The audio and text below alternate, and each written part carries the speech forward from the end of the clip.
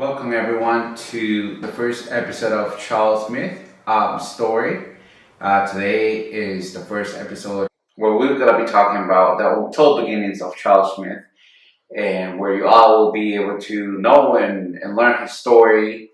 I'm sure it's a very interesting story that he will be delighting us with today, and therefore we're here today. So Charles, welcome in today. Thank you.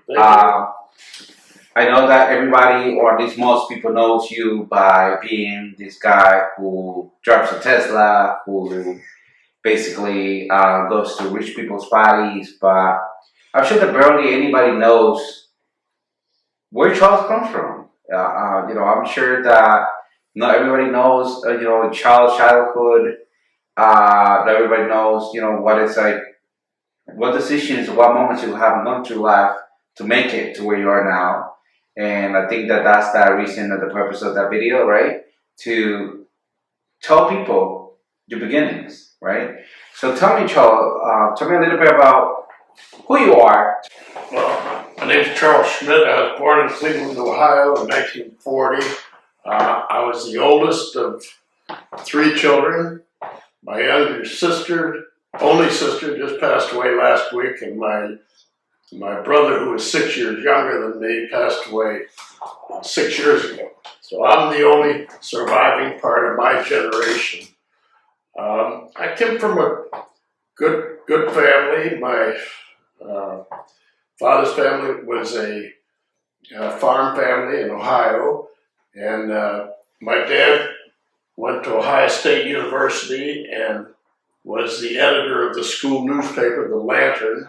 How was the moment, in your life growing up? Like, Well, do you used to do farm work at that time, or what was your childhood like? Well, my childhood was, I lived in suburban Shaker Heights, Ohio. My childhood was good. I had, I wouldn't say it was exceptional. My parents were very social. We were friendly with the neighbors, and they would have parties on the Sunday afternoon, and they'd all have cocktails. And I was friends with all the neighborhood kids. And what was your early adult life like? What were your first hustles, your first works? Well, one of my first business experiences, I had my own shoe shine business. And I had a little wagon, and I would go around the neighbors who would pick up their shoes, come home, and I had a little motor on a workbench. My dad set it up for me, and I would put polish on the shoes and buff them with the little motor thing and shine them. And I would charge 15 cents for a pair of shoes to shine, and I would deliver. When was this? This would be in 1955.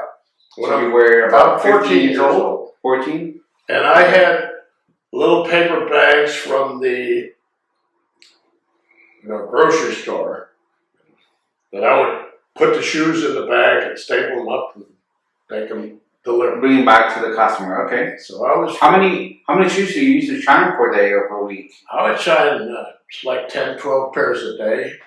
There was one experience that stands out to me in my early business career, that you don't have to do business with everybody. And there was one guy, Mr. Hall, lived about 4 doors away from me. He gave me a pair of shoes that had cement on them. And so I took them back, and it took me a half an hour to try to scrape off the cement. And then, I didn't get it off, but I just shined the shoes up and gave them back, took them back, and I said, Mr. Hall, I had a problem with these shoes. And so he opens the bag and he looks at it and he says, well, this is unacceptable. I'm not going to pay you for this. Well, I didn't want an unhappy customer because he'd tell the neighbors, and that would ruin my business. So you were a 14-year-old entrepreneur at that time, and you were very, very concerned about the importance of gaining customers and having good customer relationship. How did that go with the customer? Customer satisfaction. So I took him back to Mr. Hall. I said, Mr. Hall, I couldn't get the cement off. And he says, well, you got to take it back and do it again. I said, no, Mr. Hall, I don't have to do it again because I'm not going to do business with you anymore. And so that was the first time in my life that I, didn't try to please somebody who didn't want to be pleased. And that saved me a lot of aggravation for many, many years, that I didn't have to do business with everybody, and I didn't need everybody to be my friend. So you were trying to choose, and then how you transitioned into the next business. I'm assuming that how long you did this for? Well, I had a lot of business. The worst business I ever got into, and this was, I was a very good student in high school. I had come from very good schools in Mount Lebanon, Pennsylvania, which is outside of Pittsburgh, one of the top in the country. And so when I came to Florida,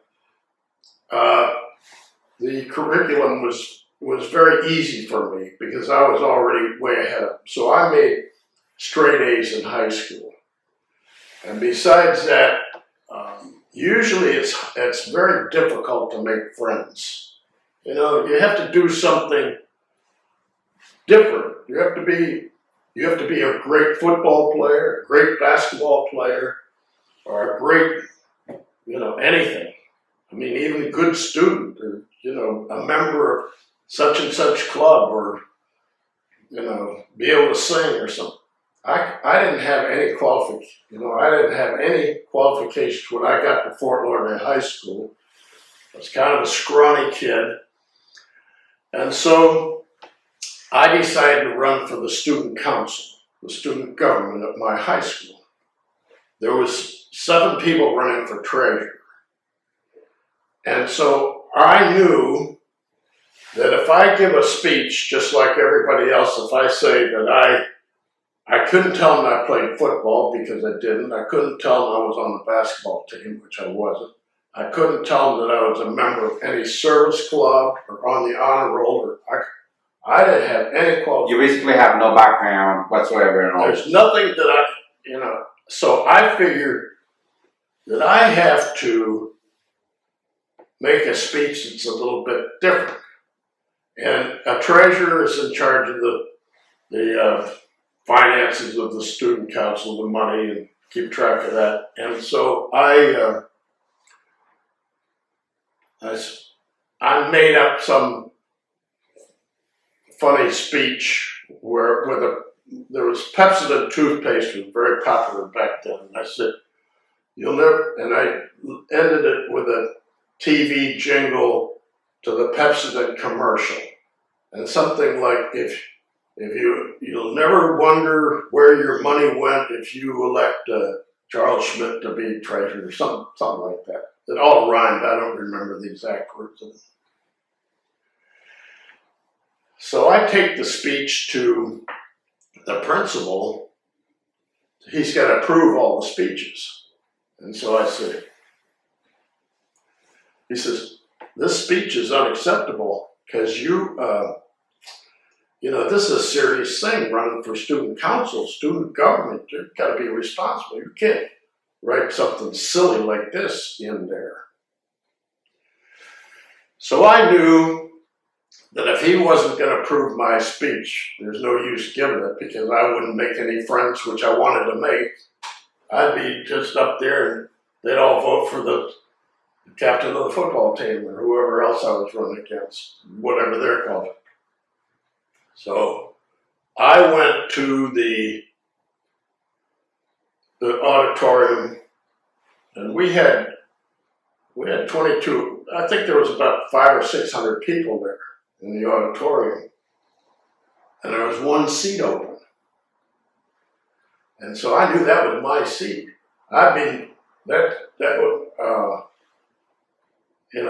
My speech just wasn't approved by the principal.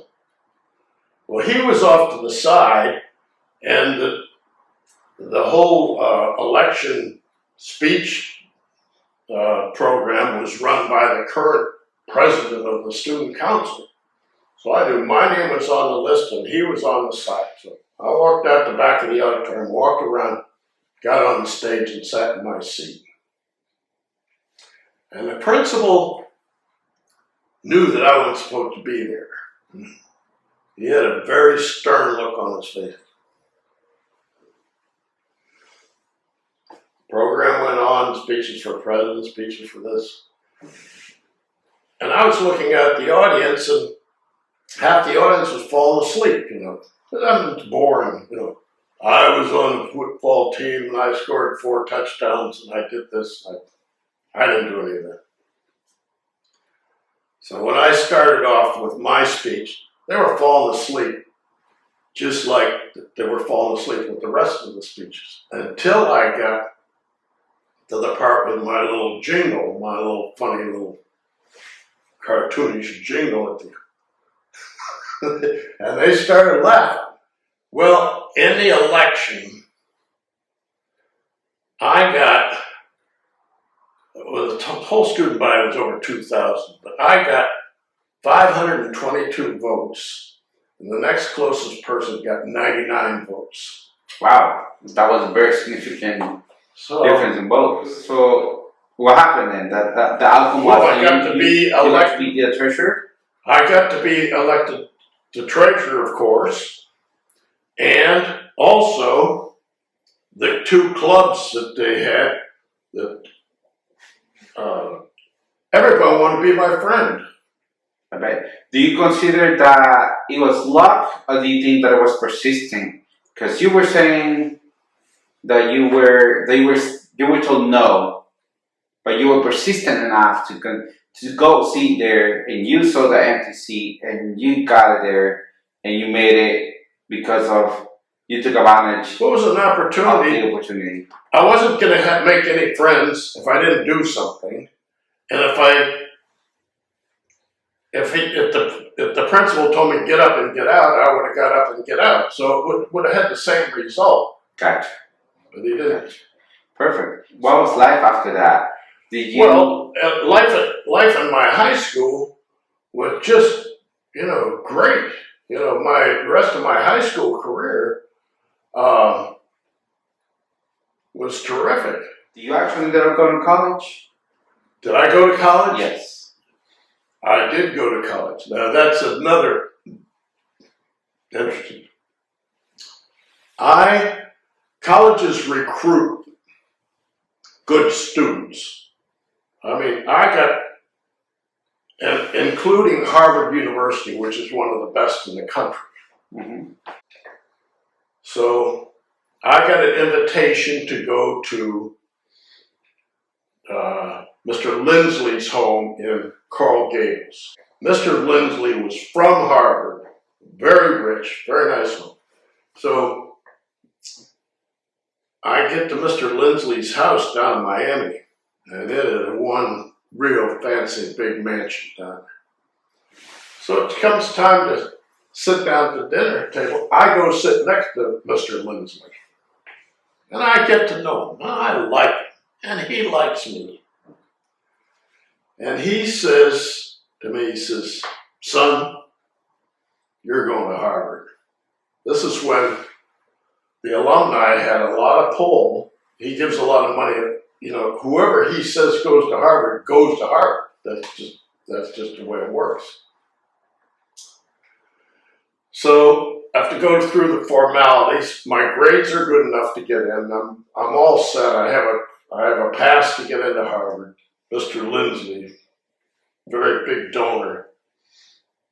But I have to go meet some assessment coordinator or something. Like your college advisor kind of thing. What's that? Your college advisor kind of thing.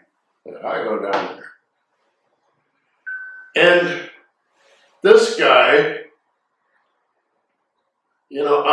I feel like, hey, I've already been approved. What do I need to go through this for? I think in my head. And he's asking me a lot of questions and stuff, and I'm shaking my head, and I said, listen, I don't need to do. I'm already approved. I'm going to Harvard. Well, that was the end of that interview, and needless to say, I did not go to Harvard. In other words, I had a perfect opportunity. I had my entree. All I had to do was pass that interview. Showed some respect for this guy, which I did not. So that was a big lesson to me. So you failed the opportunity I at Harvard. So where you went to college? I went to Duke University. And what you went to school for? I went to school to be a doctor. Okay. My mom wanted me to be a doctor. Mm-hmm.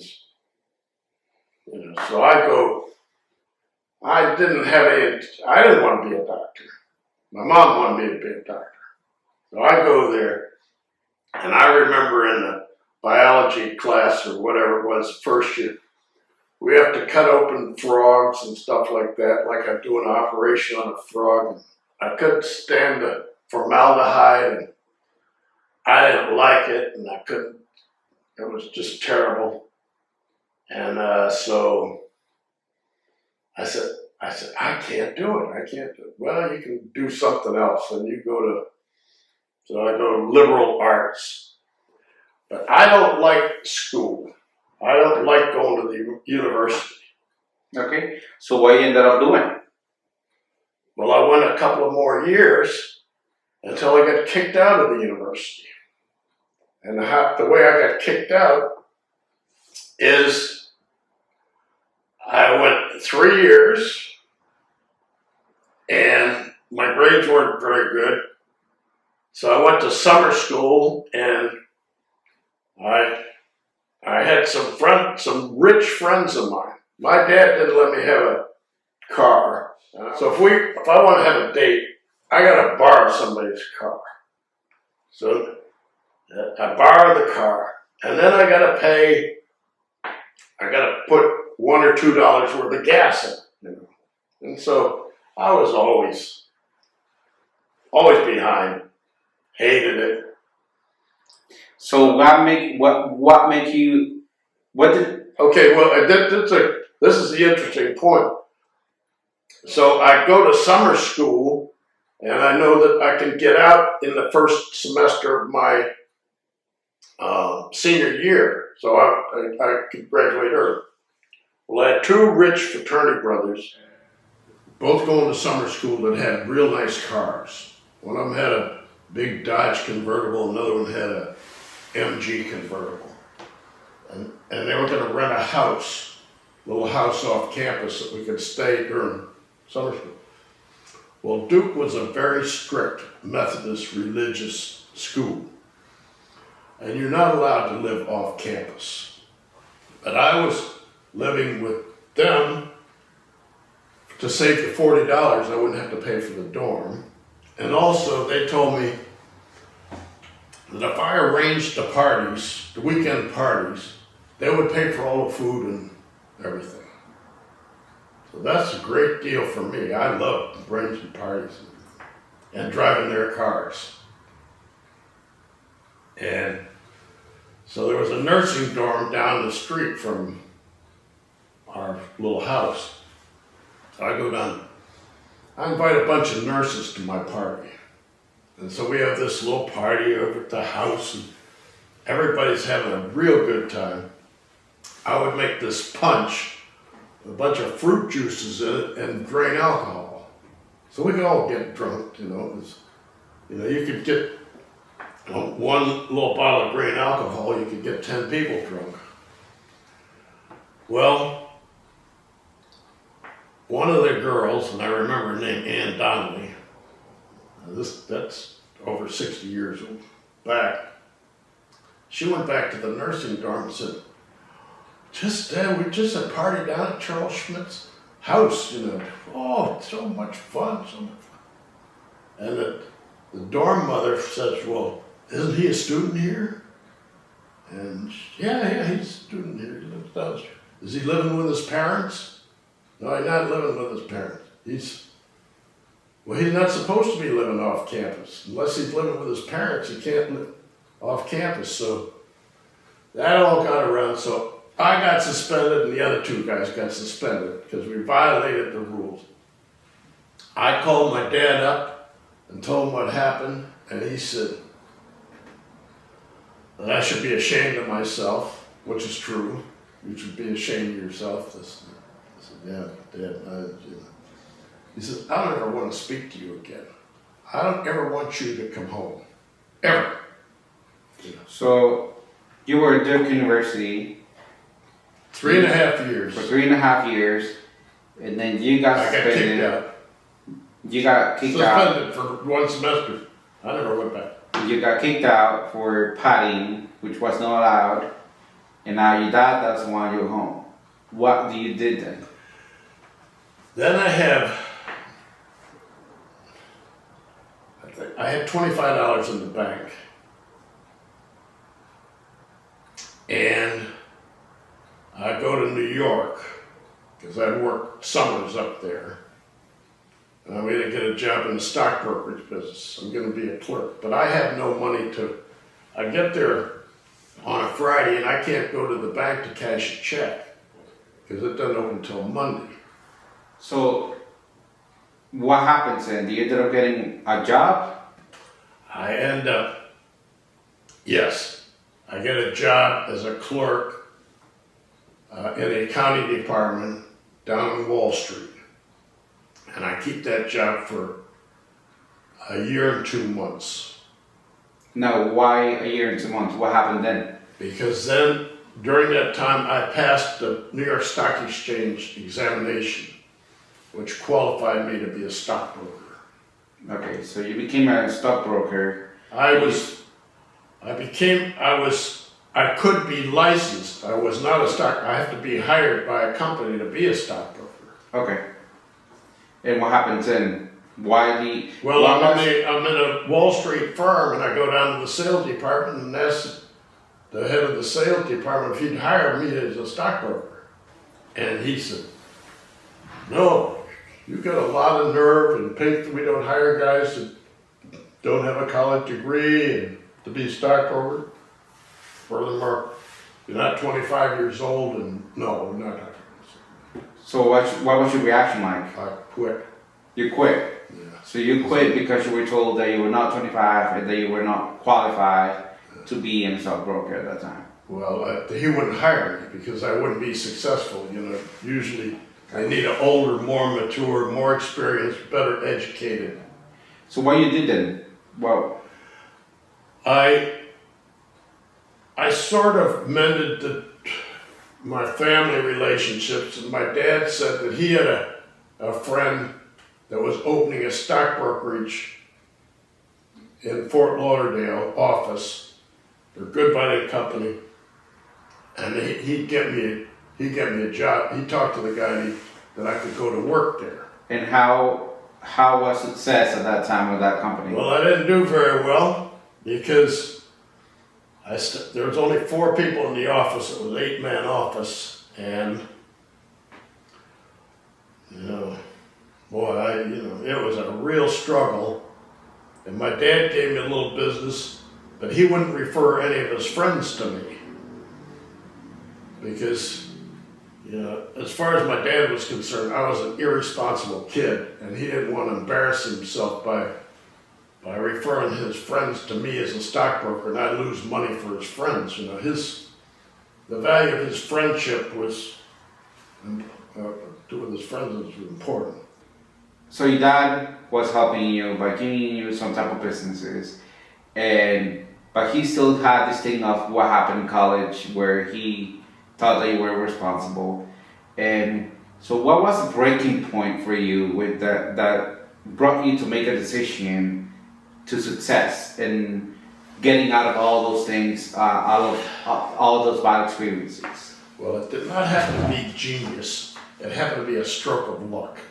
In that the day I was fired on a Wednesday. The boss said, You're out of here on Friday because I got a new guy taking your job on Monday. And this was a job that I'm a you came to. stockbroker. I was not doing well. My business was practically zero. Okay. And so he didn't want to keep me. So you were down on Wednesday. I was down Wednesday. And that day, Wednesday afternoon, after I'd been told Wednesday morning that I couldn't work there anymore, Friday, a rich guy from Illinois walks in. And he will start talking to me about baseball. And then he says, what stock did I like? I gave him a list of stocks.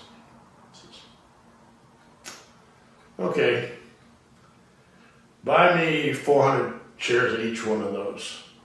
There's 4 stocks. I ordered for $125,000, which was huge at that time. That was like millions of dollars. Nowadays. That was millions of dollars. 125,000. So